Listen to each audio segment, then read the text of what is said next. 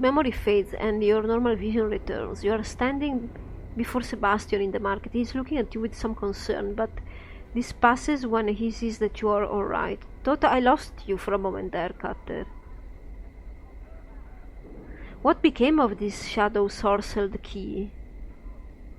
He shrugs his shoulders. No one knows. The key has been lost for some time now. Many believe the Lady of Pain took the key to prevent it ever being used again. So, what was the outcome of the rebellion? He thinks for a moment. Well, everyone except the leader was given pages in the dead book. The leader and the creatures just up and vanished one day. Surely the lady's work. The survivors fled the world. The fumes of the lower planes had polluted the air, you see. Anyway, the world remained deserted until the foundry was eventually built. What about the foundry? He frowns. It is the home of the godsmen, Cutter. If you have any question regarding them, I suggest you go to the foundry to ask them. Okay. Well, see you around, I suppose. I'm gone. Oh. Black Abishai.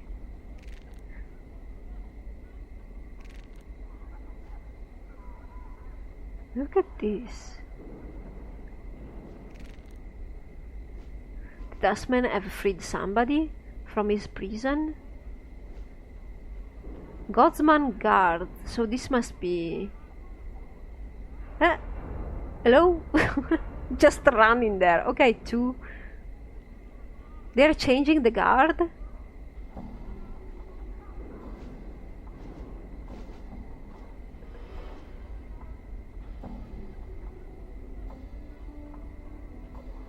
What was going on there? Fosnatu has been freed by the Dustmen? There is a Dustman here.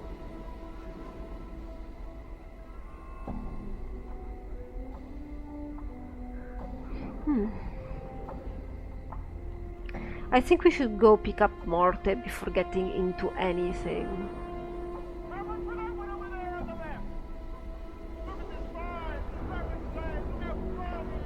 Oh god. We have a slave market here?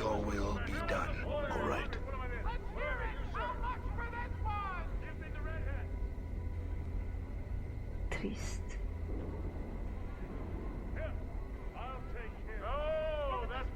Darren. Yemen. My god, so many people, and night is falling. What is this place?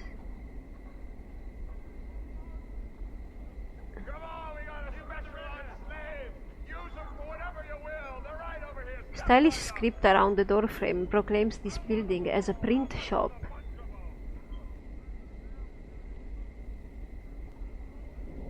My lungs feel like a chimney. These barrels are probably here to catch rainwater.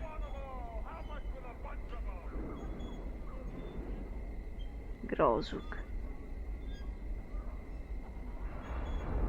Wow, this is another piece of that weird spaceship. Oh god. I got terrified because I knew I knew she was coming for me. I panicked right there for no reason. She's immune because probably we need magic. Balance in all things. Their cell has been disrupted.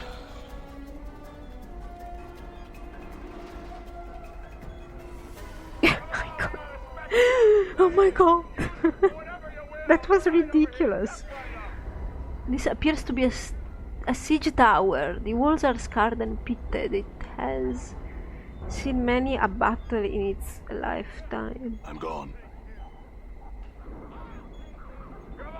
Okay, so we're starting having the shadows. I knew they were coming because of course they were coming. You can enter it? No. So yeah, we have another piece of spaceship here, right in front of an Abishai or something. Maybe we should talk to him, right? That's what we do.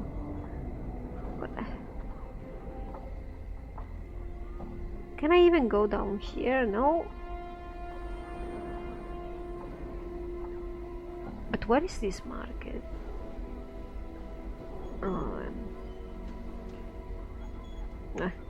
Oh, okay, no. Alright then, let's talk with the Grozuk.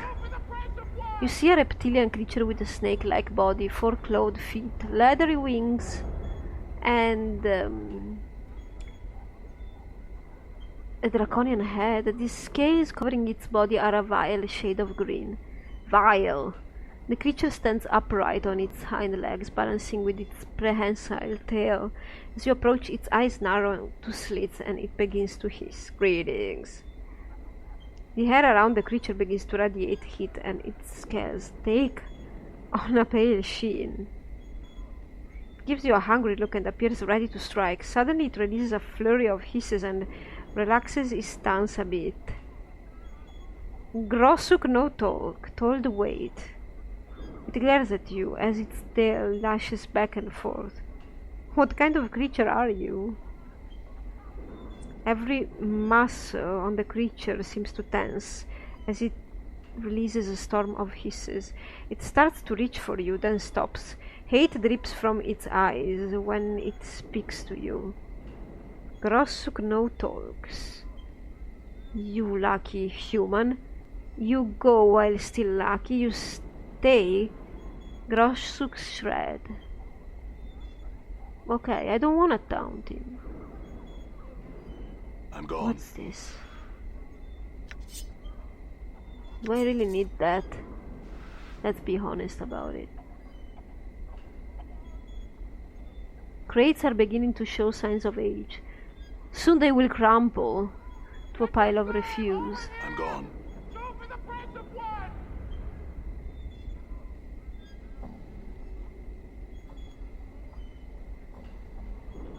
Okay then. Let's see what's in here. Oh,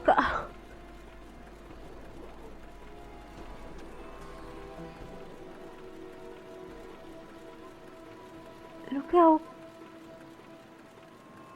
how nice, how neat this is. All right.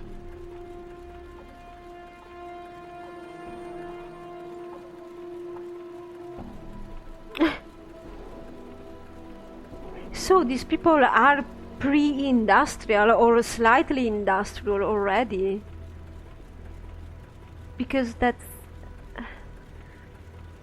What is this? Oh, it's his shadow.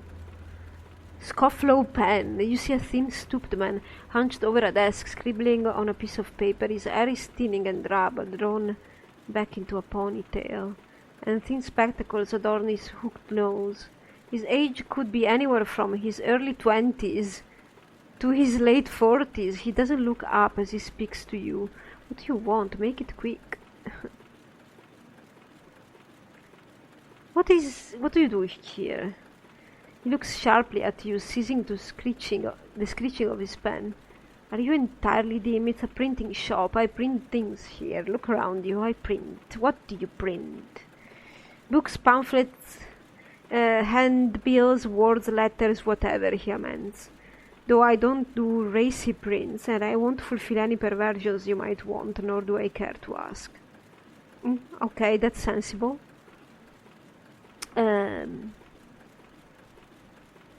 Questions. Do they have to do with work?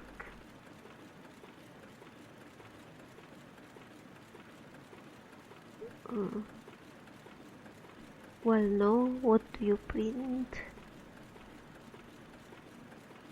Ah! I could make, like, pamphlets of Morte, like wanted or missing? Well, no. Then you're wasting your time and mine. Good day. Wait a second. He waves his hand and you find yourself outside his shop. Really?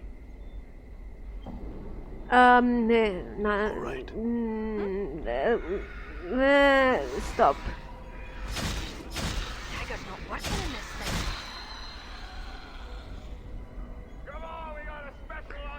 Alright. Why not?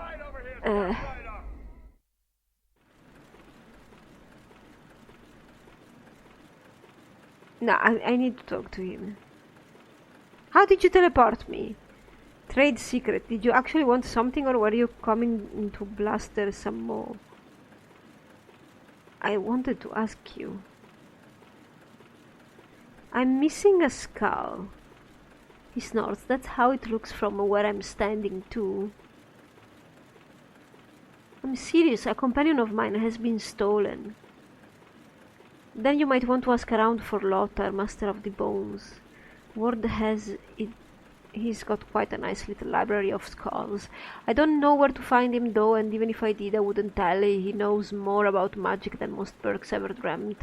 And I won't be the one to cross him. He turns back to his papers. Now get out. I wanted to, you know, I thought he was going to print some missing, you know, posters of him. Done. Why did I ever think that?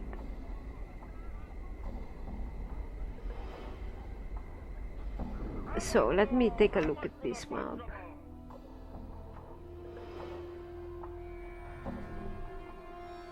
That's a warehouse?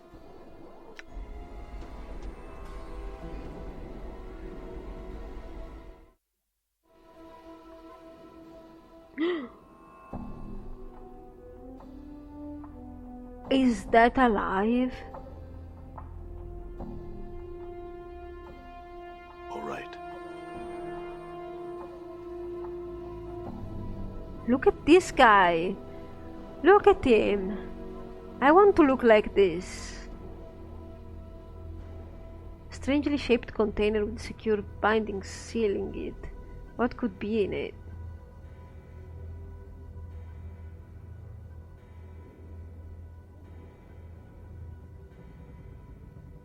Yeah, the containers look weird, but so what? This crate bears the symbol of a skull and has the slogan "Engineered for Eternity" engraved on it.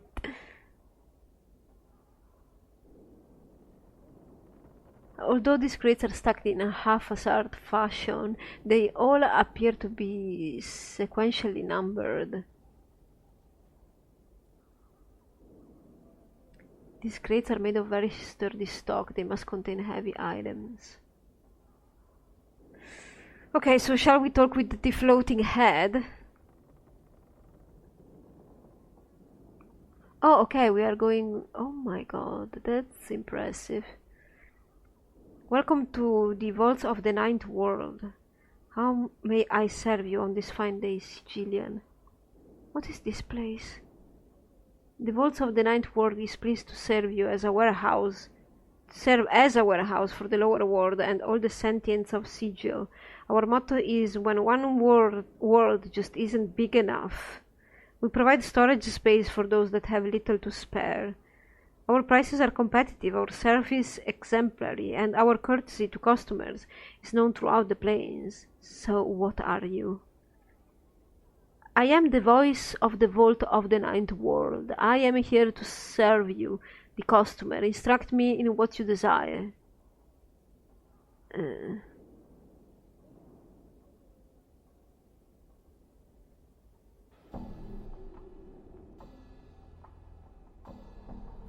Why is this place called the Vault of the Ninth World? Frankly, I have no idea. I think the owners thought that it would be a clever name or something. Is this place really as big as a world? No, it's just a marketing exaggeration. There's a lot of space here, but not that much. I'd like to claim something? Now, what was it you were looking for exactly? I was looking for a large bag of coins. Nah.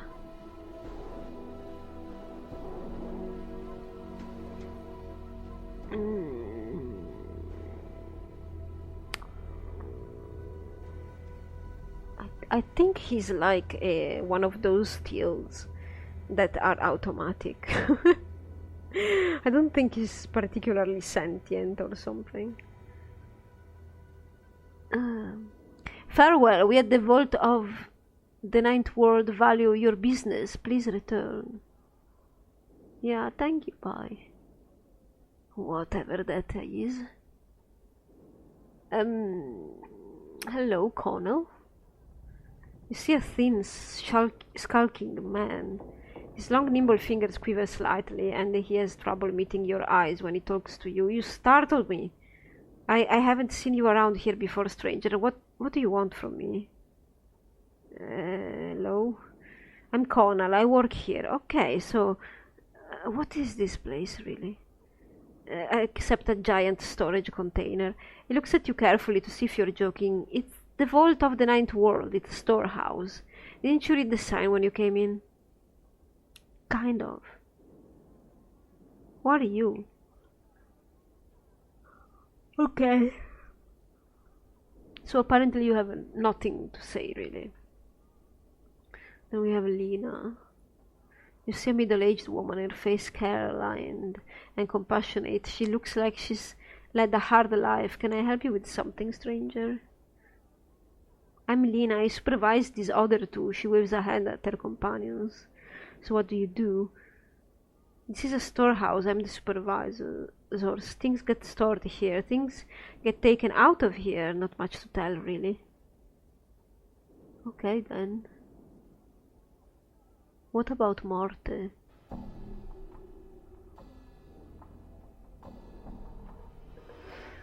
Haven't seen one around here. If you're looking for skulls, I'd try out the Bones of the Night. You look like you're into scars, and sure as Balor's 8-bit fiends. Lothard decorate you with a few more. All right. You see a hulking man, dull-faced and slack-jawed. His muscles, however, are truly a sight to behold. He regards you steadily with his dead eyes. Who are you? No, talk me. Talk Lena. He waves his oak-like arm at the woman supervisor. Okay, bye. So, there's nothing to be seen here. Unless maybe in the future we find a reason to come in here and claim something and such, or store something. All right.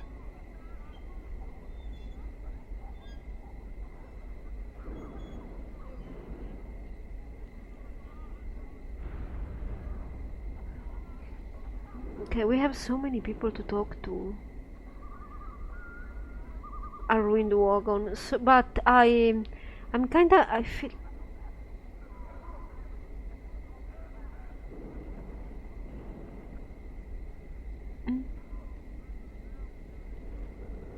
Gildspur.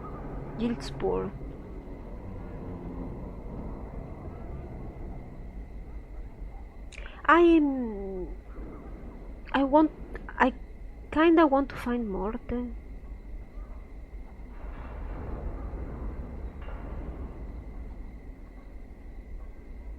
Because maybe before getting into other fights and other adventure, we need to know if we have this is probably the place, if we will have Morte available or not in the future.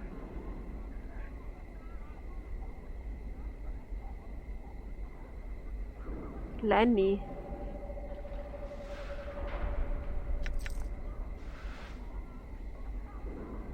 A laborer, some more spikes. This appears to be a siege tower. Okay.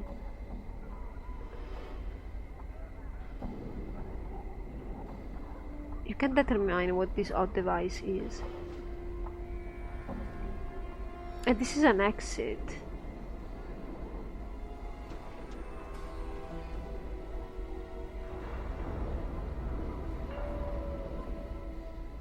This strange building appears to be a coffin maker shop. The sign about the door has the slogan "Engineered for Eternity" clearly written upon it. Oh, we might wanna talk with this guy.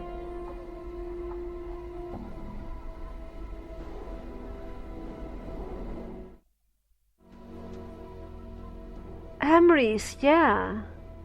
Dimtree. It's not clear if this is a tombstone or a headboard. You're the best friend a man could ever have.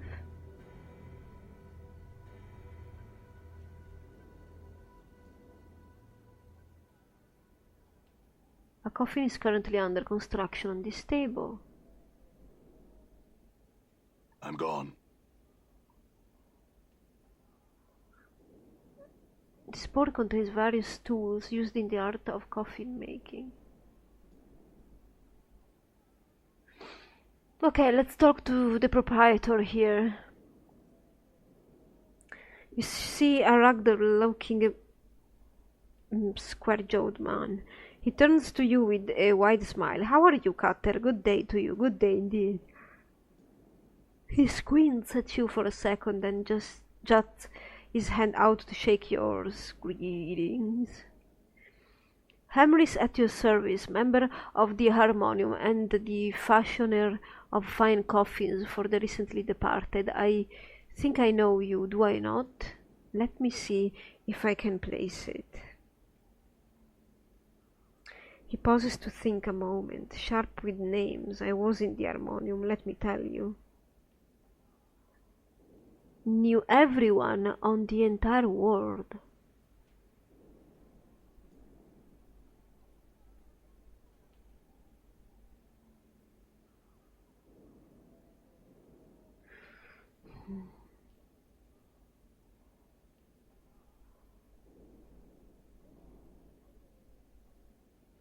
Oh,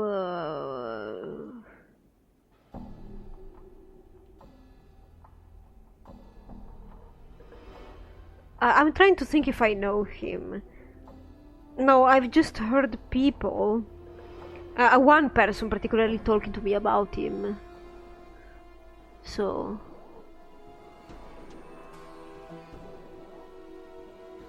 I have some questions.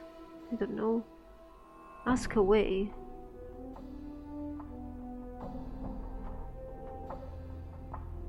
Why can't I talk about the fact that he seems to be recognizing me?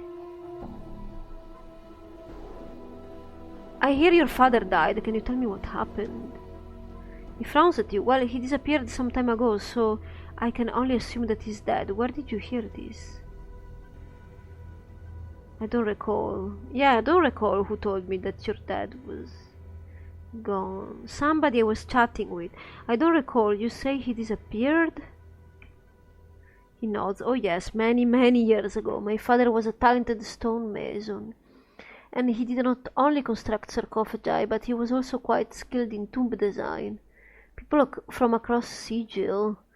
The room begins to fade around you as a memory tugs at your consciousness. Let's try to remember. Updated my journal. You find yourself standing in this very shop, talking with another man, while a child sits in the corner and plays. On the counter between you and the shopkeeper is a set of plans. He seems to be explaining some intricacies with the construction of a tomb. Your vision fades as you try to examine the details of the plans. When your sight returns, you are standing in a cavern in front of a tomb. Above the entry, you see the slogan "Engineered for Eternity" clearly carved in the stone. The shopkeeper is standing next to you, a broad smile on his face. He gestures to you and begins to walk into the tomb. You quickly match his base from behind and draw your blade. You find yourself back in Amri's shop. He's looking at you with some concern. Are you well, sir? Tell me what happened to your father. He simply vanished one day, leaving most of his commissions unfinished. Most embarrassing, took a long while to get out of the debt caused by his disappearance.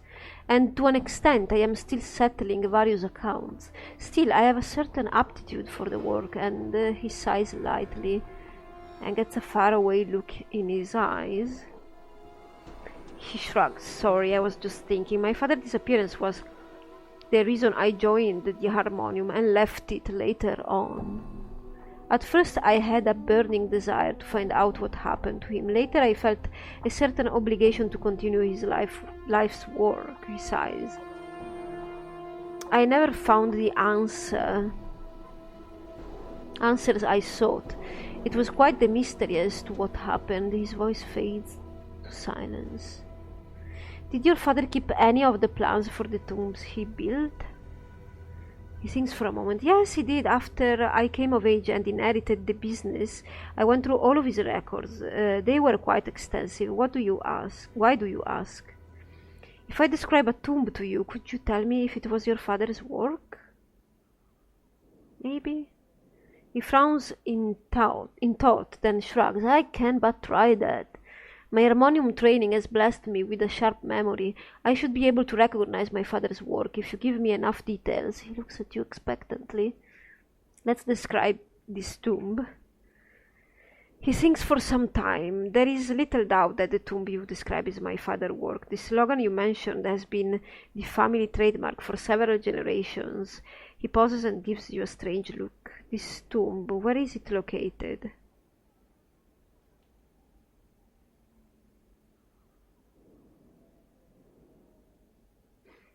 Well, describe? You describe the location in detail, surprising yourself with the knowledge you have of the area. Hamris watches you with a concerned look. Odd, I don't recall anything in the family records that would even have permitted him to construct a tomb there. The dustmen are very careful about building rights and real estate, especially beneath the streets of Sigil. Then you recognize the location. He nods enthusiastically. Oh yes, sounds like the Drowned Nations. Oh. Catacombs to me. He pauses. I've never been there myself, but I've heard the area described many a time in my years in the Harmonium. So did he keep the plans of this tomb? Yes, the warehouse where I store my goods handles my business documents as well. Anyway, they are having internal problems of some sort. It didn't look like it. New management or some such nonsense. I haven't been able to replenish my stock of late, and I doubt I could retrieve any paperwork from them either, he frowns. The Harmonium would never let things get so out of hand as to cause distress to its customers. His voice fades away as he thinks and then looks at you. Perhaps you would look into the matter for me? The warehouse. Yes, the warehouse is having some internal problems. Whatever that means, I can't get any stock from them until the matter is cleared up, he frowns. The Harmonium would never let things get so out of hand again. Perhaps you would look into the matter for me. I guess I don't have a choice if I want the plans. I'll do it. But, by the way, why don't you handle it? He frowns. I've tried, but had little success. I've taken the matter before the Harmonium, but they are unable to assist me at this time. He gives you an innocent look and holds up his hands in surrender. If you truly need the plans, he looks at you expectantly. All right, I'll look into the matter. He smiles broadly. Excellent. If you deal with this issue satisfactorily, you may have your plans for free. He gets that lecture look on his face again. That may not seem like sufficient payment, but let me tell you about the difficulty involved in creating those plans. No, thank you.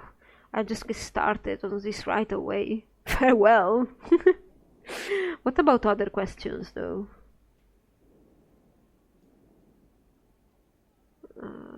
Can you tell me anything about this ward?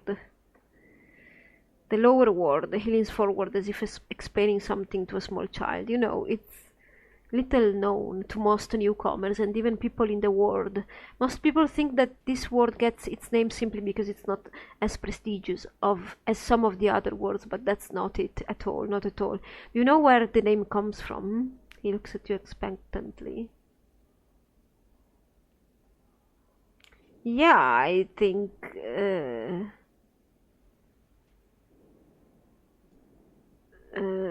is he telling me about the incident again from all the lower plane portals?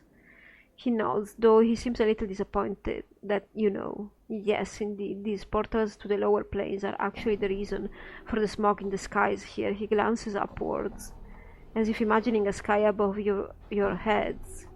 But I'm sure you are already aware of the condition that plagued this world. Yeah, kind of. Well, tell me about it.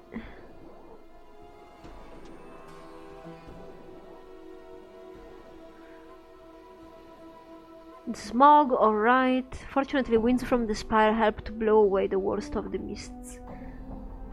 But it can bring others in the world with much weaker constitution down and fill them full of sickness. Fortunately, my harmonium training has prepared me for all sorts of Zardoz conditions, and after my travels to the lower planes, the smog of this world is little to bear indeed. What is there to see? A great deal, a great deal. Where to start? If we were to step past all the kilns, forges, breweries and distilleries scattered among the many garbage fires, not to mention the alchemists' dens, the crematoriums, meat-curing houses and the charcoal burners, and examine the world itself as a whole, one could say, well, there's the foundry, the siege tower, and... he begins to falter and stops to think. What about that siege tower? The scarred iron wreck? A word mystery it is, but I have some thoughts on it. First off, it wasn't always here, as I understand it. It simply arrived one night, and no one saw how it got here. Now, you've seen the outside of it. It's seen battle, and it looks like battles that most people could not imagine. Me, however, I've seen the edges of the blood war. Even tackled a Tanari fiend or two when things were desperate with only my harmonium fellows beside me. And those scars on the tower look like they were gathered over several centuries at least. He pauses for a moment. Now listen close. My experience allows me to recognize some of those scars that decorate the sides of the tower. Some are acidic blasts, surely enough from some major sorceries. Some are Tanaric, teething blades. Others look like detonations from lost globes, or scars from Batezu Cornugon. Whips. Oh, God. However, a lot of the weapons embedded in the sides are weapons like none I've ever seen, and I'm well versed in a variety of weapons on many different worlds and on many different planes. Makes you wonder what's held in the inside of the tower. Basher who cracks the tower might have a museum in their hands. Makes you curious, doesn't it? He stares at you. Well, yes. Foundry? The Great Foundry is the headquarters for the believers of the Source, also known as some of the laymen as Godsmen, because of their belief that everyone can achieve divinity. He shakes his head. The Great Foundry is much like their philosophy, a large sprawling structure that seems to produce nothing but smoke. He laughs. I mean, when was the last time you saw one of the believers of the Source suddenly become a power? Not any time in the faction's history. I'm new. I'm relatively new, so I don't know. Maybe I don't know that the one that's supposed to become a god gets burned. I don't know. Maybe they have weird rituals. More about them, maybe? Actually, friend, Godsman is the layman's term for their faction. The real name of their organization is in actuality the Believers of the Source. They hold an interesting, if ultimately flawed, philosophy. They believe that everyone has the capability of aspiring to divine status simply by applying themselves. He shakes his head indulgently as he pauses to think. As my tour of duty with the Harmonium quickly proved, there are many who could never aspire to divinity, no matter how long they sought it or applied themselves. He scoffs. Nonetheless, the believers of the source work quite hard, he shrugs, and their little faction is pleasant enough. Maybe they're manipulated into doing that, like working, so they become gods, but then they're just being used by the people who are responsible for the cult itself. Some other factions?